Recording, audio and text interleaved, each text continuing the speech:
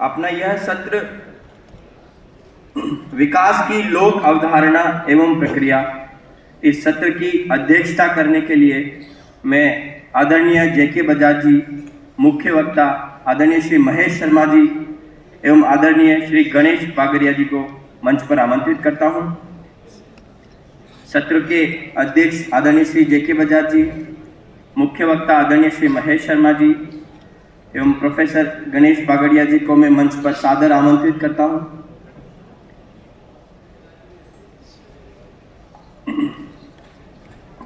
मैं चाहूंगा कि हम सभी जोरदार तालियों के साथ हमारे आज सत्र के अतिथियों का स्वागत करें।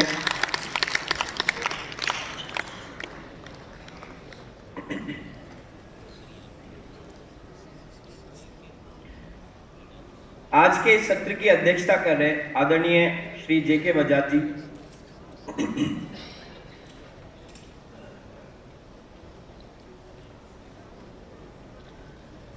आदरणीय बजाज जी भारत देश के पंजाब राज्य से आते हैं।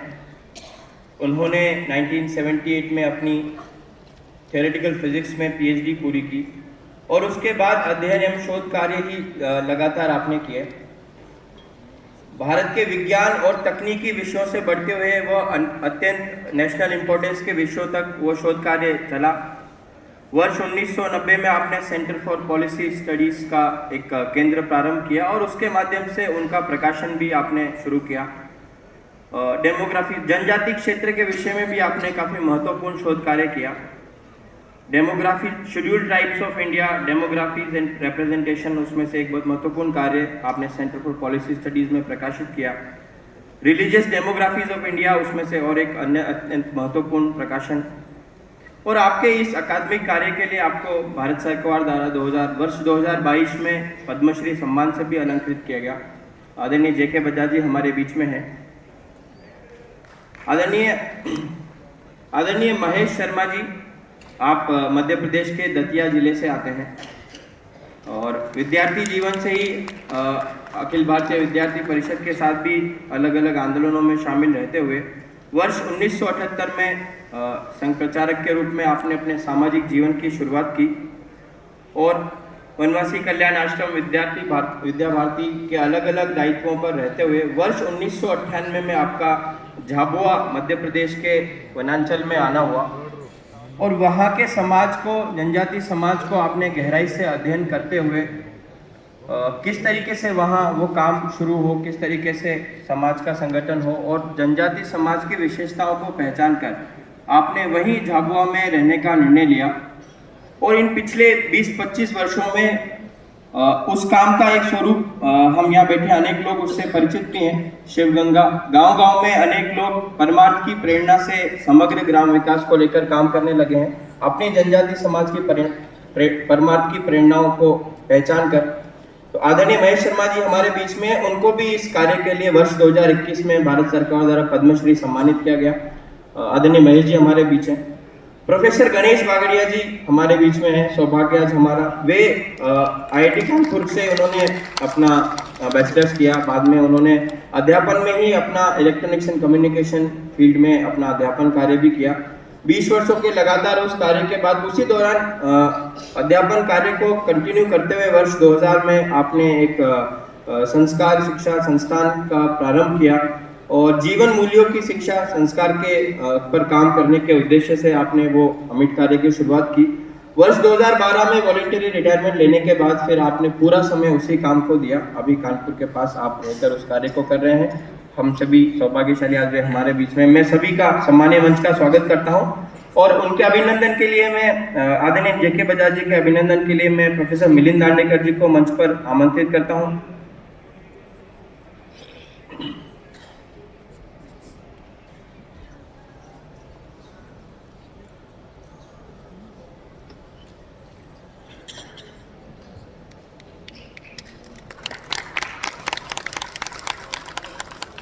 आदरणीय महेश जी के अभिनंदन के लिए मैं धीरेन्द्र शास्त्री जी को आमंत्रित करता हूं, धीरेन्द्र चतुर्वेदी जी को आमंत्रित करता हूं कि वे शीघ्र मंच पर आए। प्रोफेसर गणेश बागड़िया जी के अभिनंदन के लिए मैं सिद्धार्थ शंकर गौतम जी को आमंत्रित करता हूं।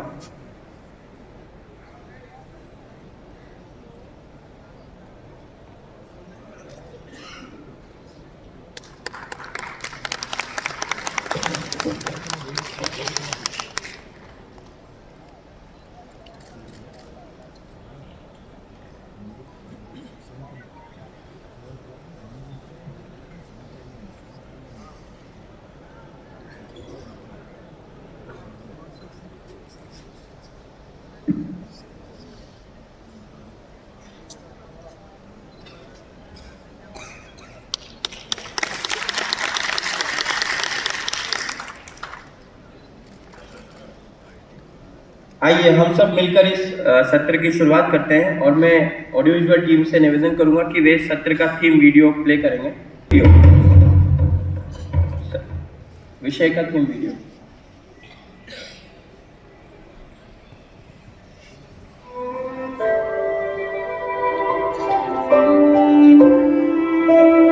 इसको बंद कर दो। हाँ ठीक,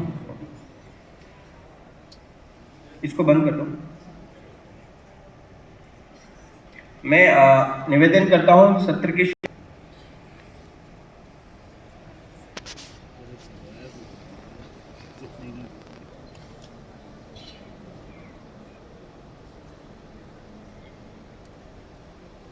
आप सभी विद्वज्जनों का अभिवादन है।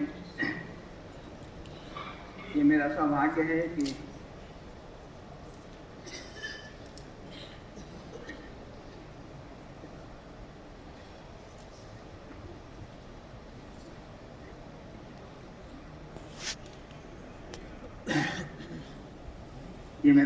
है कि देश के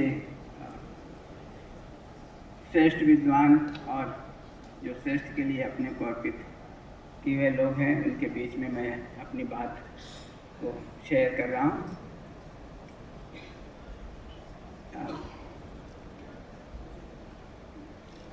हिंदी भाषा का ही प्रयोग करता हूँ मैं, क्योंकि मुझे लगता है हम सबके लिए ज़्यादा आसान पड़ेगा।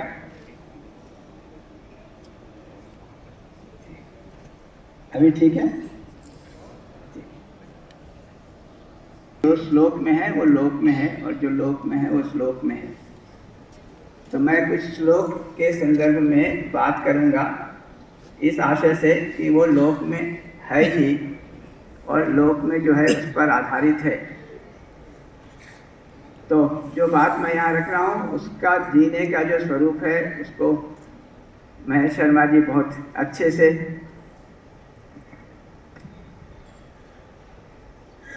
झाबुआ के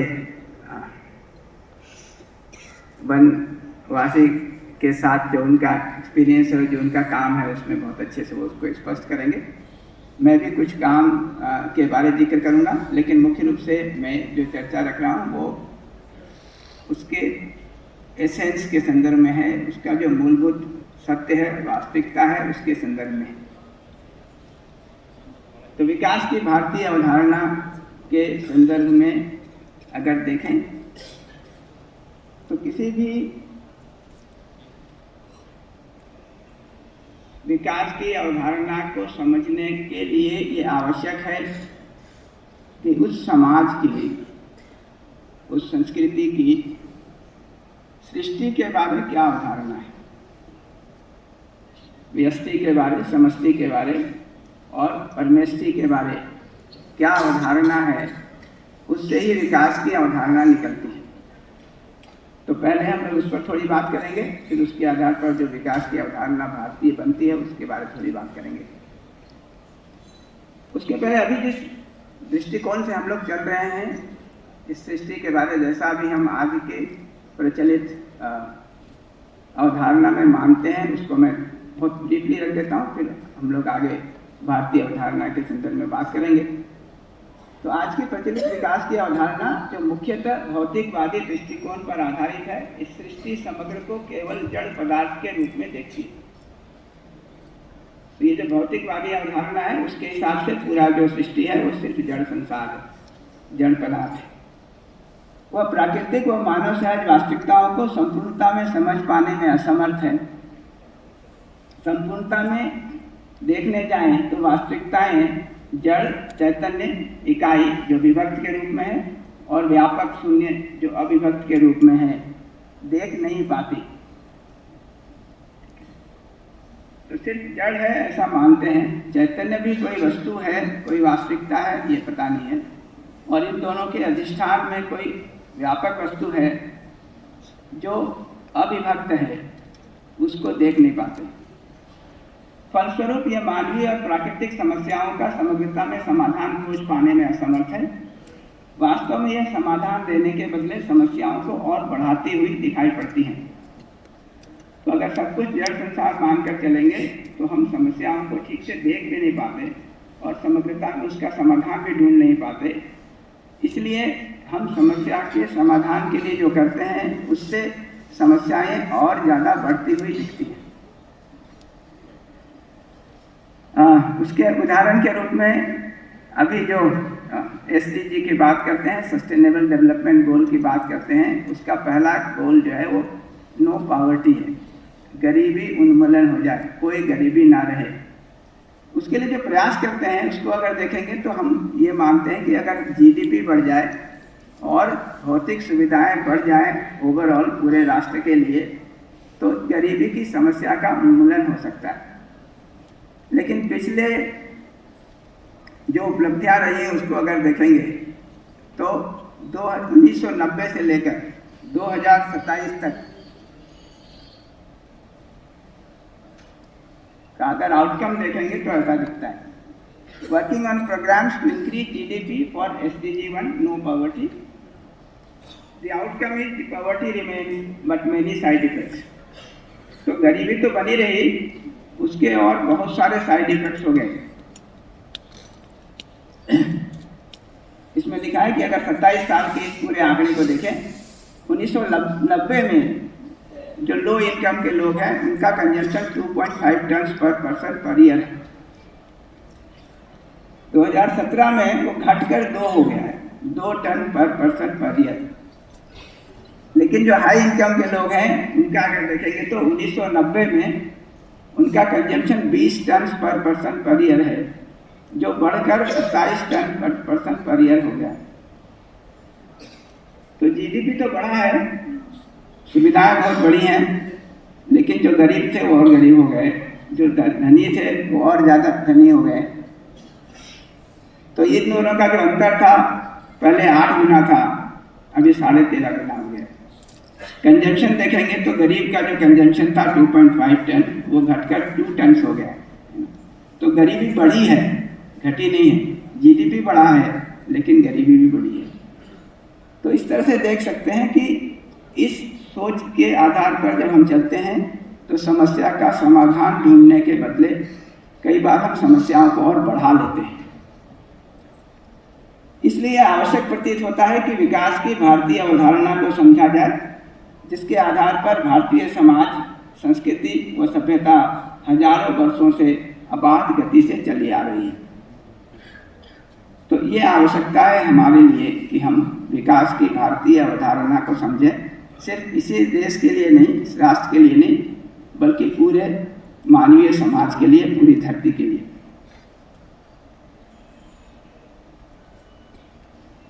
तो जैसा मैंने कहा कि विकास की अवधारणा को समझने के लिए पहले हम सृष्टि की अवधारणा क्या है हमारी, उसको समझेंगे और उसके आधार पर विकास की अवधारणा क्या निकलती है उसको देखेंगे। तो सृष्टि, जिसमें ये तीनों चीजें हैं, व्यष्टि, समष्टि और परमेष्टि, इन तीनों के बारे भारतीय अवधारणा क्या है इसके बारे में संक्षिप्त में बात करते हैं। उसी को दूसरी भाषा में कहा है समग्र कण परम अंग सिद्धांत, जो जड़, चैतन्य और इनसे परे की भी बात करता है। उसको अंग्रेजी में कहेंगे तो quantum theory of everything, the material, the consciousness and beyond.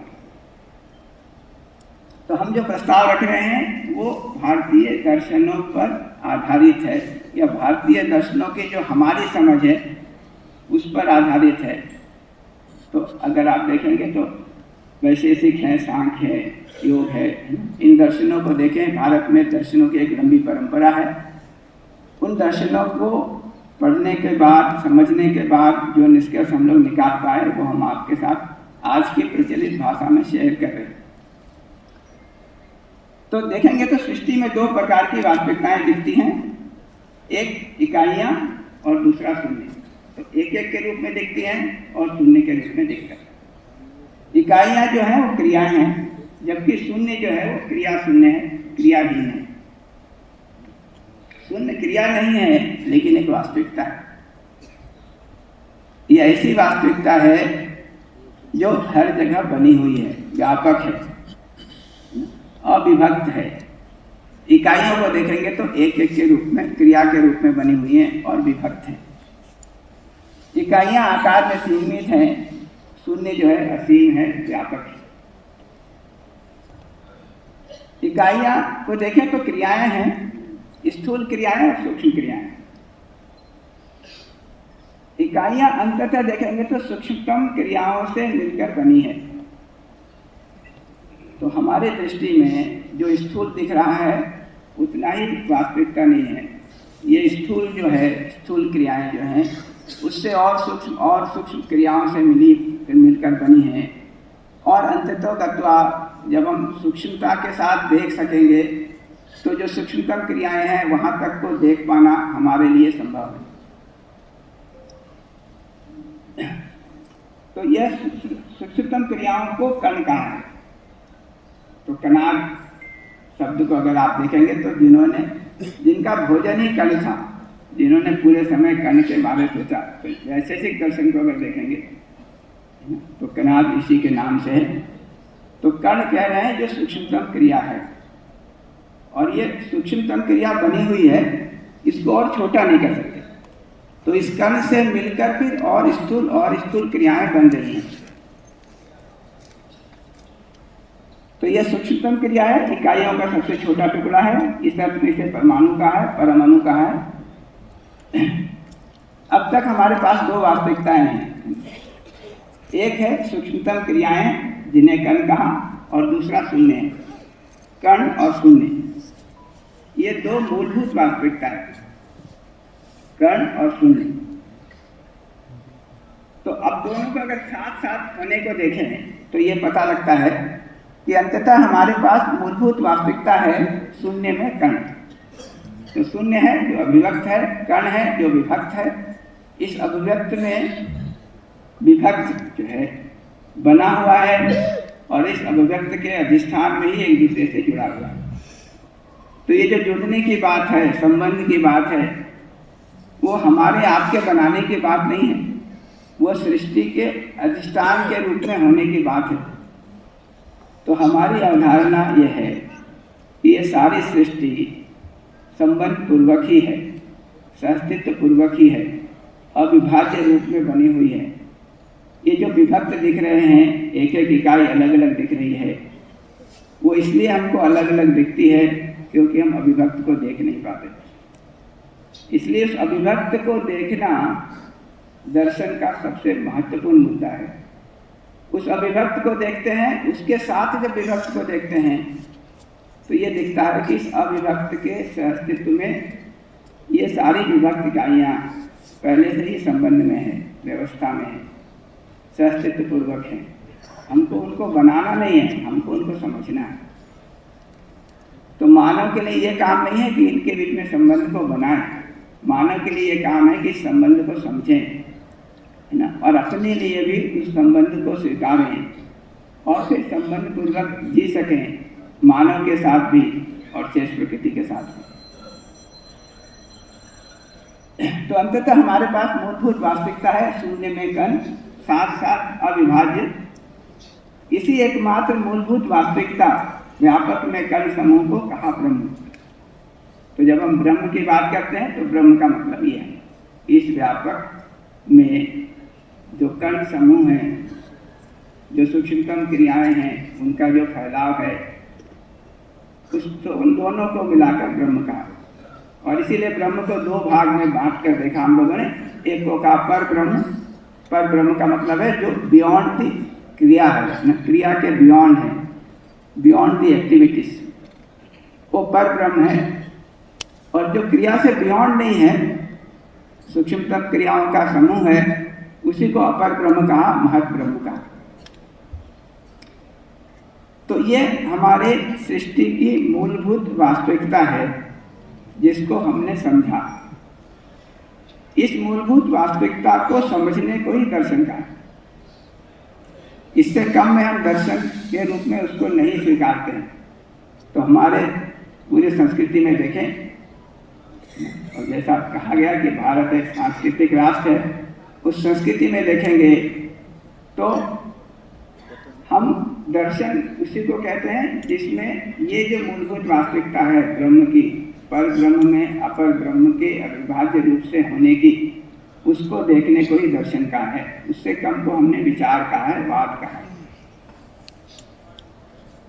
तो इन दोनों के अविभाज्य रूप को, अस्तित्व को, ब्रह्म में अपर ब्रह्म को ब्रह्म कहा है। तो ये हमारी सृष्टि की मूलभूत अवधारणा है कि ये सारी सृष्टि ब्रह्म के रूप में है। ब्रह्म जो है परब्रह्म और अपर ब्रह्म के रूप में है। दोनों का अस्तित्व बना हुआ है, दोनों अविभाज्य हैं। पर ब्रह्म में अब अविभाज्य रूप से ये जो अपर ब्रह्म है, वो जो सूक्ष्मतम क्रियाएं हैं, वो एक दूसरे के साथ जुड़ी हुई हैं, संबंध में है, परस्परता में है, पूरकता में है, और इसी का आधार पर आगे पूरे सृष्टि की अभिव्यक्ति होती है।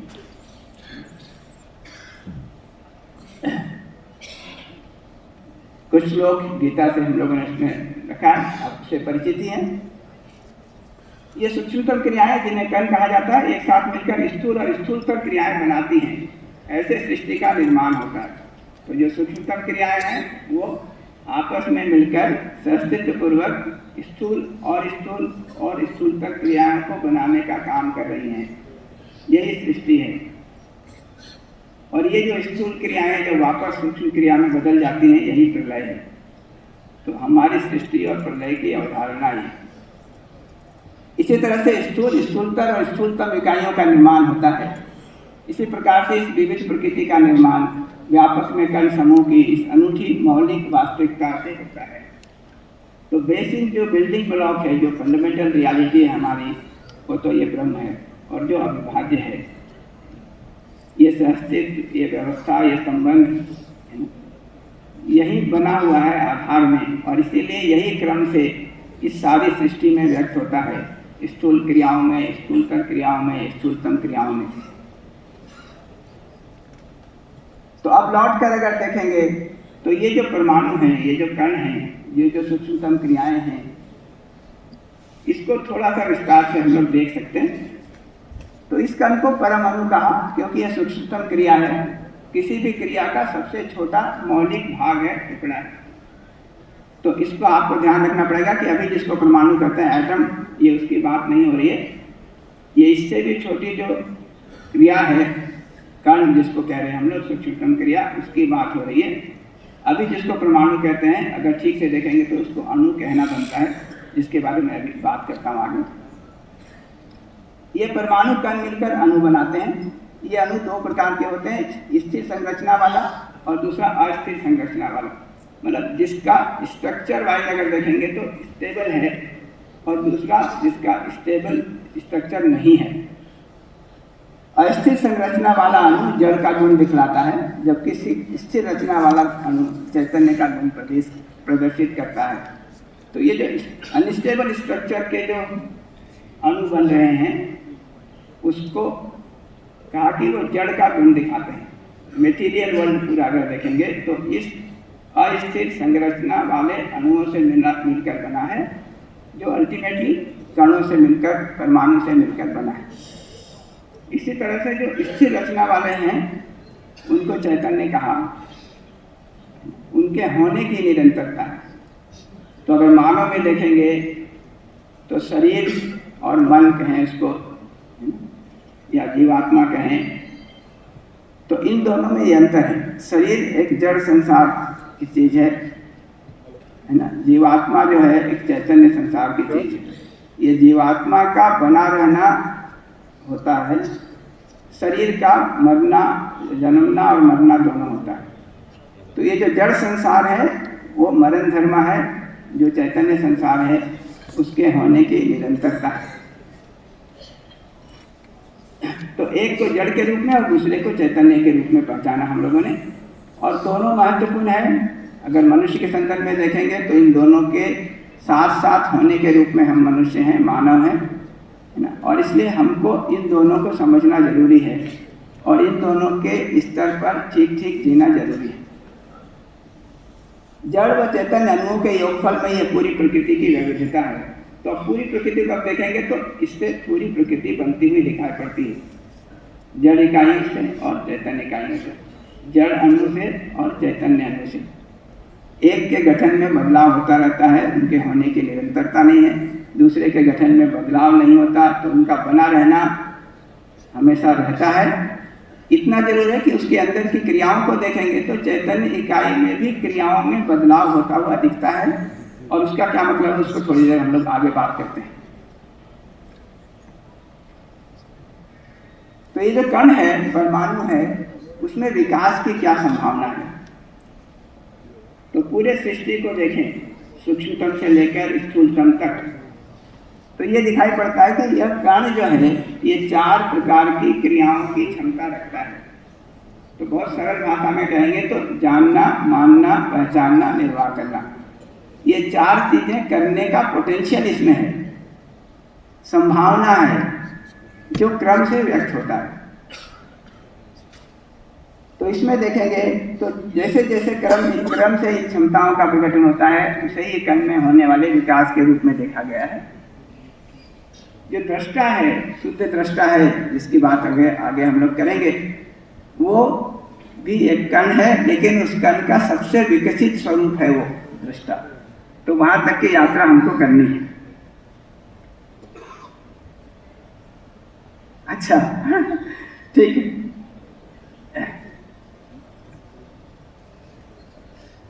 तो ये जो पहचानना निर्वाह करना है वो भौतिक जगत में प्रकट होते हैं, जबकि जानना मानना के साथ पहचानना निर्वाह करना है वो चैतन्य जगत में प्रकट होते हैं प्रधान रूप से। तो जैसे देखेंगे कि जैसे जैसे ये क्षमताएं प्रकट होती हैं, उसे ही कण के विकास के रूप में देखा जाता है। मानव चेतना में शुद्ध दृष्टा कण के विकास की अंतिम अवस्था है। शुद्ध दृष्टा में कण की क्षमताएं जानना, मानना, पहचानना, निर्वाह करना पूरी तरह से व्यक्त होती हैं। यही कण की अंतिम विकास की अवस्था है। यहाँ से फिर आगे हमारा काम शुरू होता है। जब मानव के संदर्भ में देखेंगे तो यहाँ से वास्तव में मानव का काम शुरू होता है कि शुद्ध दृष्टा की जगह से हम सृष्टि को संपूर्णता में देख पाते हैं, व्यष्टि, समष्टि, परमेष्टि को संपूर्णता में जान पाते हैं, स्वीकार पाते हैं। इस आधार पर एक एक के साथ अपने संबंध को ठीक ठीक पहचान पाते हैं, निर्वाह कर पाते हैं। इस प्रकार हम मानव निश्चित मानवीय आचरण से जी पाते हैं।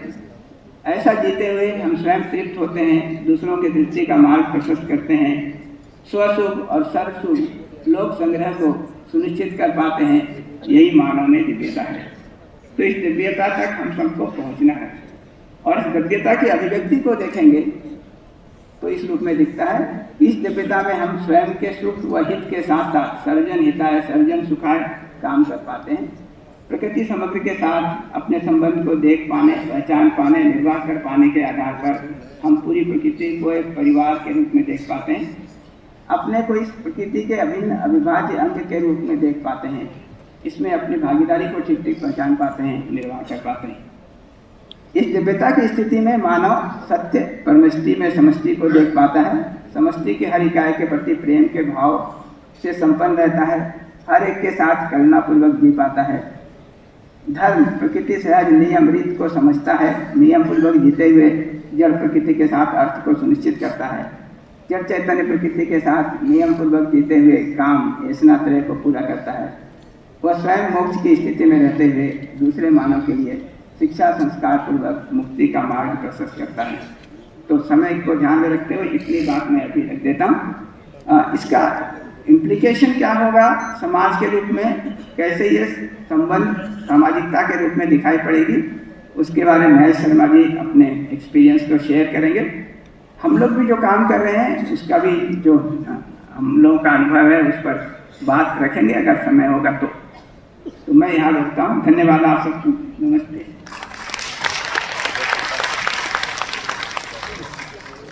बहुत बहुत धन्यवाद प्रोफेसर बागड़िया जी, उनका वक्तव्य हमने सुना। मैं ऑडियो विजुअल टीम को निवेदन करूंगा कि हलमा वीडियो प्ले करें। आदरणीय महेश जी के वक्तव्य के पहले हम एक वीडियो देखेंगे, उसके बाद में महेश जी को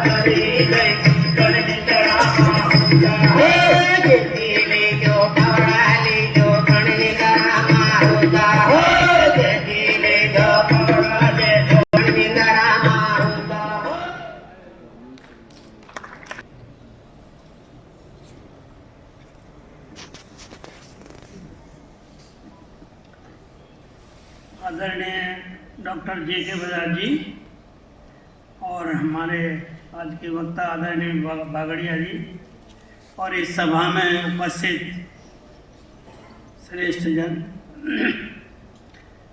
आज का जो मुझे विषय मिला है विकास की अवधारणा और उसकी प्रक्रिया, विकास की लोक अवधारणा।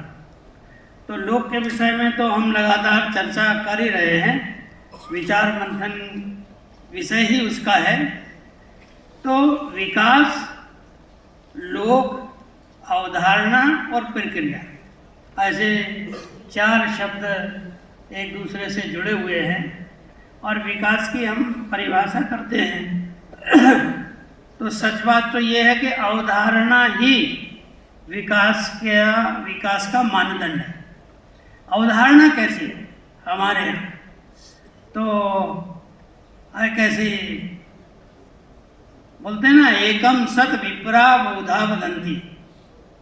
इसका अर्थ क्या है कि कई प्रकार के विचार हो सकते हैं, तो एक साथ रह सकते हैं उनको, गंतव्य सबका एक है, विचार अलग अलग है।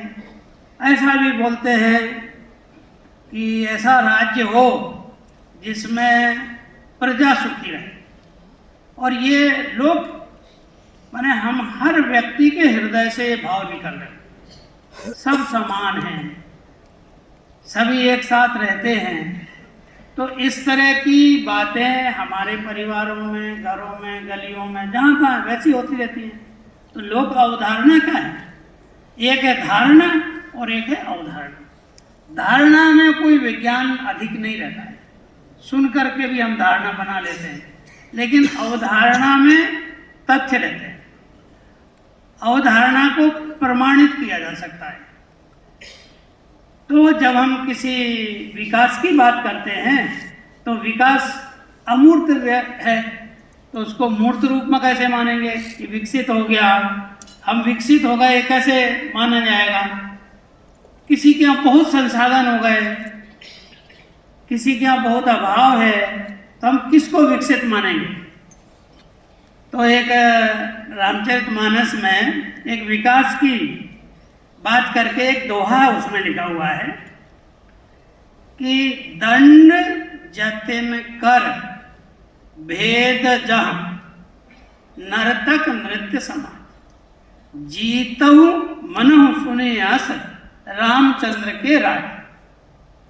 उसका अर्थ ऐसा है कि दंड व्यवस्था, किसी को दंड दिया जाए तो एक राज्य का वर्णन है। राज्य यानी हम सब लोग जिसमें रहते हैं व्यवस्था में, तो वो कैसा है कि दंड की व्यवस्था वहाँ इतनी रह गई है कि सिर्फ सन्यासियों के हाथ में जो दंड है उतना ही बचा हुआ है।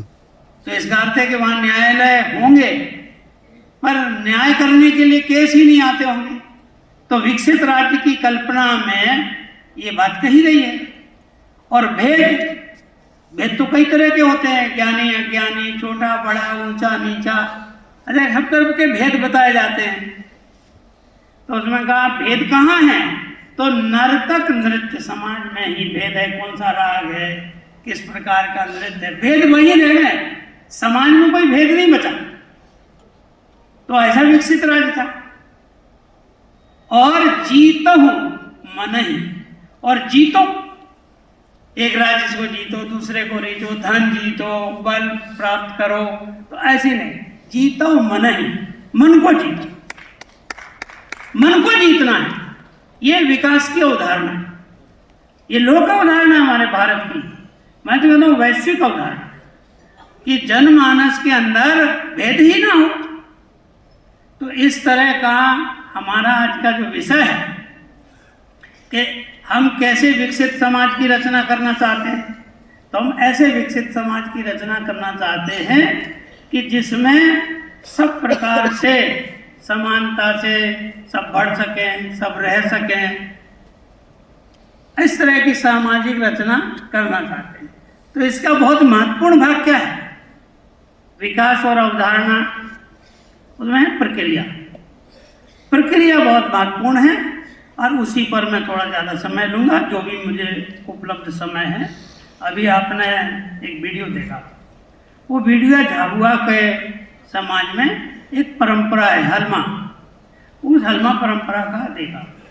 जब मुझे वनवासी कल्याण परिषद का दायित्व दे करके वहाँ भेजा, तो उसके पहले ये बात मुझे नहीं पता थी। वहाँ जाने के बाद पता लगा कि उस समाज में कैसी परंपराएं, और धारणा और अवधारणा को भी मैं यहाँ बताना चाहता हूँ। वनवासी समाज के प्रति ऐसी धारणा नहीं है। ये जितने लोग आपको कहती फावड़ा लेकर के जाते हुए दिखाई दिए, ये हमारे यहाँ तो परोपकार, त्याग, ये भारत की मूल बात है। कि दूसरों के लिए जीना, दूसरों के लिए करना, और दूसरे में भी मनुष्य नहीं, मनुष्य तो सामर्थ्यशील है, वो तो कर ही लेगा। जो सबके जीवन के लिए जरूरी है वो काम करना, उसको परमार्थ बोलते हैं।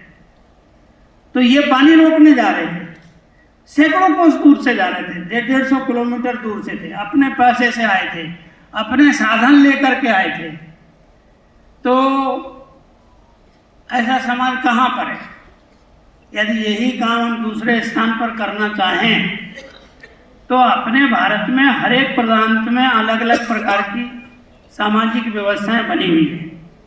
तो हम जब विकास की बात करते हैं, शिक्षा समाज की बात करते हैं, तो हम अपने भारत की कई बातें जो जन्म से प्रक्रिया में हो रही हैं, ऐसा समाज बनाने के लिए कि जो परोपकार का जीवन जिए, जो दूरगामी संकट को समझ ले और उसका निदान करने लगे, आने वाली पीढ़ी के लिए अच्छे पूर्वज की भूमिका निभा है।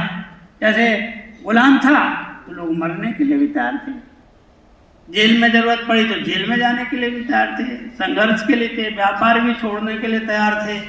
तो जो भावना उस समय थी वो आज भी है और उससे भी हजारों साल पहले थी। तो ऐसा समाज जो बनता है उसकी महत्वपूर्ण भाग है प्रक्रिया।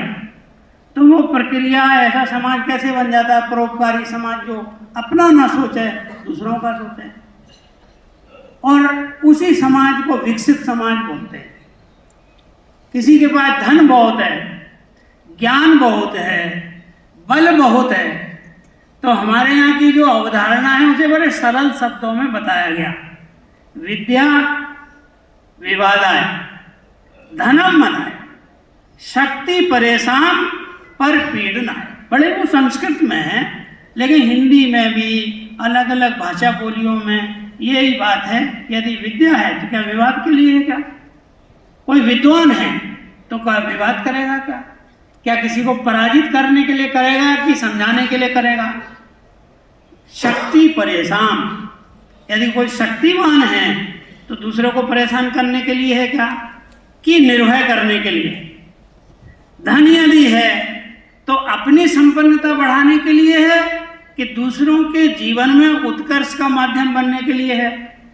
तो इसमें दोनों ही बातें कही कि यदि वो अविकसित होगा तो विवाद करेगा, यदि अविकसित होगा तो अहंकार करेगा, धन का, बल का, यदि अविकसित होगा तो पीड़ित करेगा।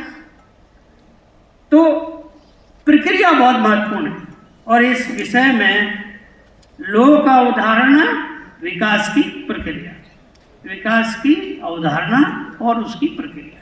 तो झाबुआ में जब मुझे जाने का अवसर मिला, वहाँ गया, तो ये हलमा प्रक्रिया के लिए जब हम ये बात कर रहे थे कि वहाँ बहुत लोग मजदूरी करने, जीवन यापन के लिए बाहर जाते हैं, तो सभी लोग कह रहे थे कि इनका पलायन रुकना चाहिए।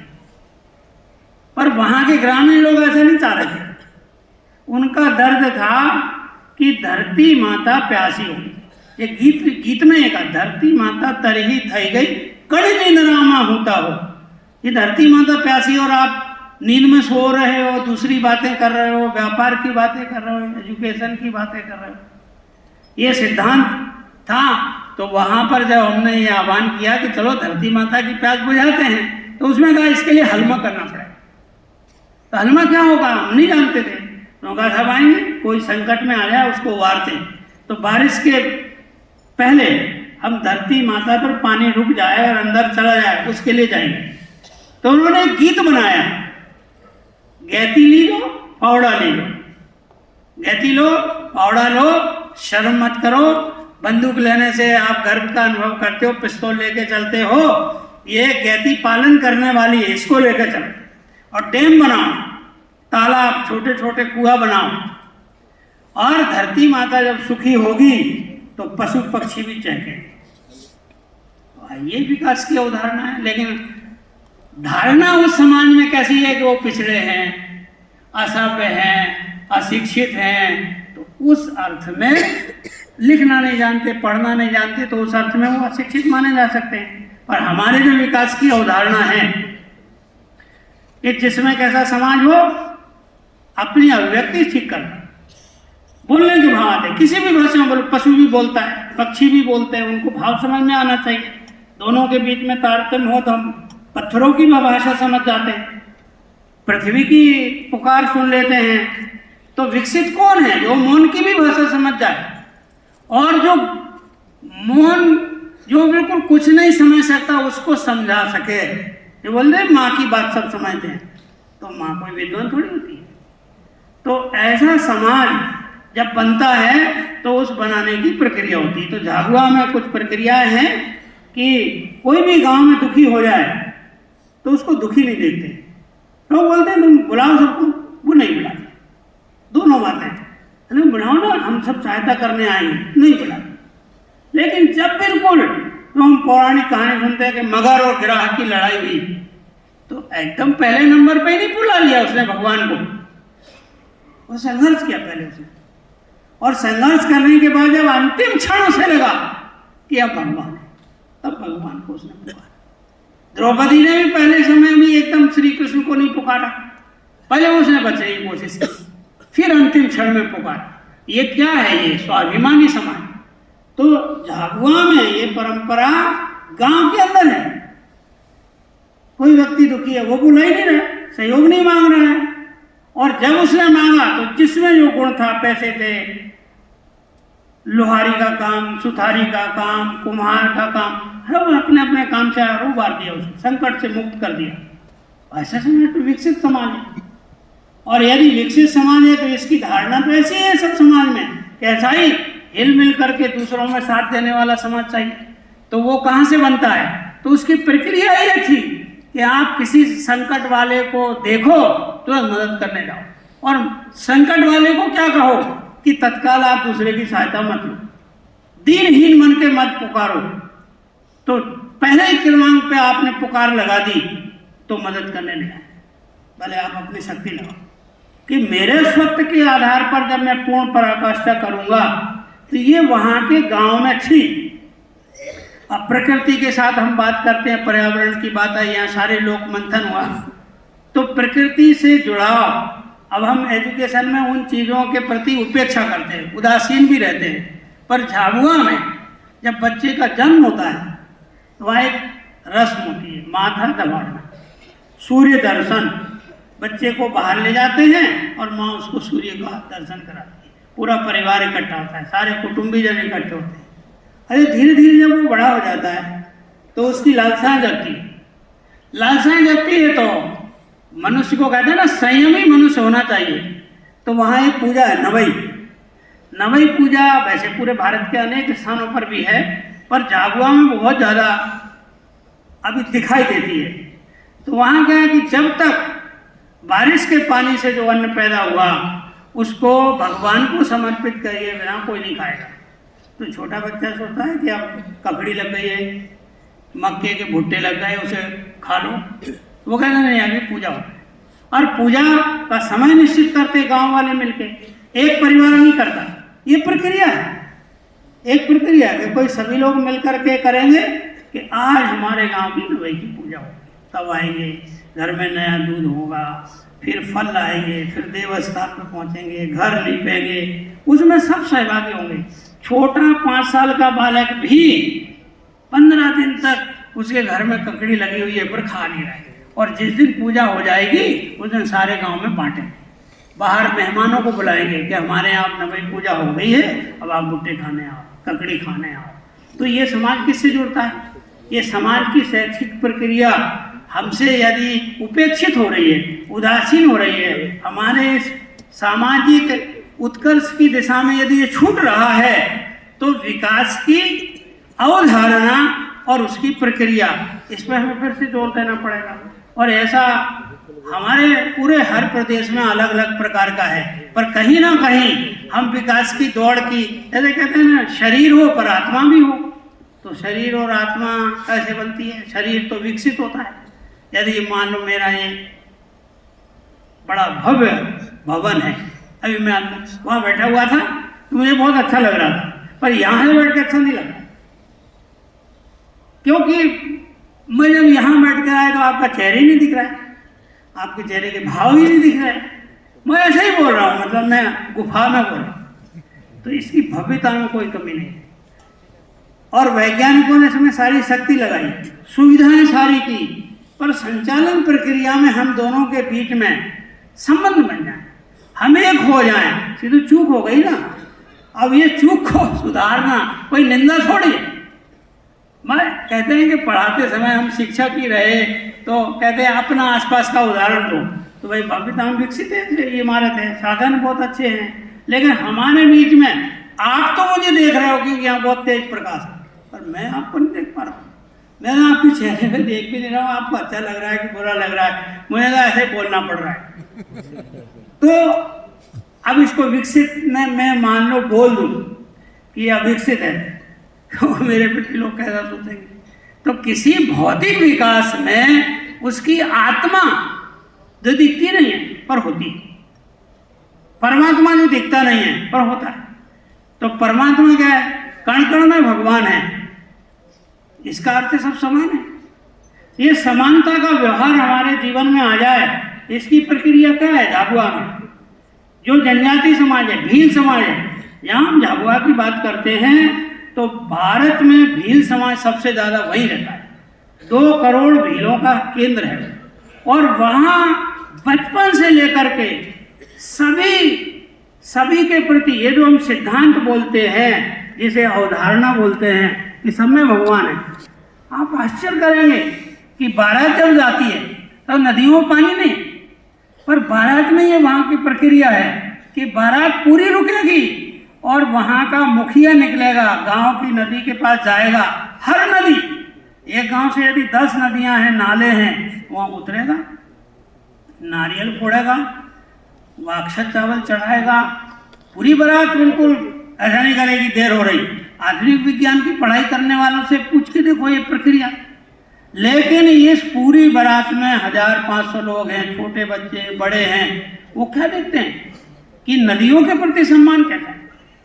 गाय, अरे हमारे यहाँ बहुत आंदोलन चलते गाय के लिए। भारत में ऐसा समाज जहाँ खूंटे पर ही गाय मरती, बेचते नहीं है। जब वो भूखा पड़ता है, सूखा पड़ता है, तो अपनी कमाई का आधा हिस्सा खर्च करके और गाय के लिए चारा लाते। दूध नहीं देती, वृद्ध है, लेकिन बेचते नहीं है। ऐसा भारत में कहाँ है?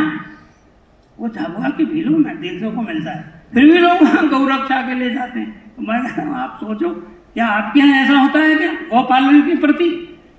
कण कण में भगवान, पशु पक्षियों में भगवान। भगवान क्या है? राजा दिलीप की कहानी सुनी कि नंदिनी की सेवा करी तब उन्हें रघु प्राप्त हुए। ये झाबुआ के समाज में है, तो हमारे भारत के समाज में है, पर बहुत जगह जब हम बहुत ज़्यादा शिक्षित हो गए तो हमारी विकास की जो प्रक्रिया है वो बाधित हुई, तो विकास बाधित हुआ। और विकास के पीछे जो अवधारणा थी समाज की कि सब समान हैं, तो समान होने के लिए केवल सुनने से नहीं होता, सुनने से ज्ञान नहीं मिलता, वैसा व्यवहार देखने से मिलता है। तो हमारे व्यवहार देखने में यदि किसी समाज में इस तरह का समाज, जीवित समाज देखा जा सकता है, जागृत समाज देखा जा सकता है कि जहाँ एक कहावत है, वहाँ भूखिया तो भूखिया पर सुखिया खड़ा। राणा प्रताप ने भी ये कहा था कि गुलाम रहेंगे तो हलवा पूरी नहीं खाएंगे। तो क्या वो अविकसित थे क्या? जंगलों में घूम रहे थे, राजमहल छोड़ दिए थे। तो इसका मतलब उसकी हम किस तरफ ध्यान दिला रहे हैं, अवधारणा दिला रहे हैं कि भौतिकता के साथ। हम तो संघ में तो ये गीत ही गाते हैं कि भौतिकता के निर्माणों में हम बहुत भौतिक विकास कर रहे हैं, तो अपने चरित्र का गठन, चरित्र का निर्माण न भूल जाएं। तो जहाँ सुचरित्र हो, सबको सब छोटे छोटे का ध्यान दिया जाए, तो ऐसा समाज ही विकसित समाज क्या कहा जाता है। तो ऐसे मैं आप सबको एक निवेदन करता हूँ कि भारत की जनजाति क्षेत्र में अभी भी वहाँ भौतिकता कम है, वहाँ बढ़ना चाहिए भौतिकता, व्यक्ति की सुविधाएं बढ़ना चाहिए, लेकिन जो सर्वांगीण विकास में कहते हैं आनंदमय कोश, मनोमय कोश, विकसित मनोमय कोश, दूसरों को दुख ना हो, भले ही मुझे हो जाए, दूसरों के लिए मैं जीवन दे सकता हूँ, तो इस तरह का समाज झाबुआ जो भीलों का सबसे बड़ा केंद्र है, वहाँ भी आइए, देखिए। तो जब हम कहते हैं हम नहीं दिखाएंगे, आप उस समाज में रहिए, अकेले रहिए। सानिध्य से जो ग्रहण हम करते हैं वो बहुत बड़ा ज्ञान होता है। ऐसा समाज बना रहे और साथ में फिर भौतिक सुविधाएं भी बढ़ें। तो ऐसे विकास की जो सामान्य छोटी छोटी बातें हैं कि सब में भगवान है, सब समान हैं, सबको बोलने का अधिकार है, मतभेद नहीं होना चाहिए, मतभेद रहे पर मनभेद नहीं होना चाहिए, तो हमारा विकास हो पर हम अपने दूसरों के विकास में अपना जीवन लगा सकें, इस तरह का एक श्रेष्ठ समाज ही विकसित समाज होता है। तो ऐसे सभी लोगों को मैं निमंत्रण भी दे रहा हूँ कि मुझे तो सौभाग्य मिल ही गया है, आप भी थोड़ा थोड़ा समय आइए, हम आपको गांव दिखाएंगे कि भारत का ही वो समाज है, उसके प्रति ऐसी धारणा नहीं है, लेकिन अवधारणा मैं बता रहा हूँ कि वो वैसा श्रेष्ठ समाज है और उसकी श्रेष्ठताएं फैलना चाहिए, दूसरी जगह की भौतिकता वहाँ आना चाहिए, दोनों का तालमेल हो। अपना विचार करके मैं अपना समय समाप्त हो गया। सभी को प्रणाम, नमस्कार।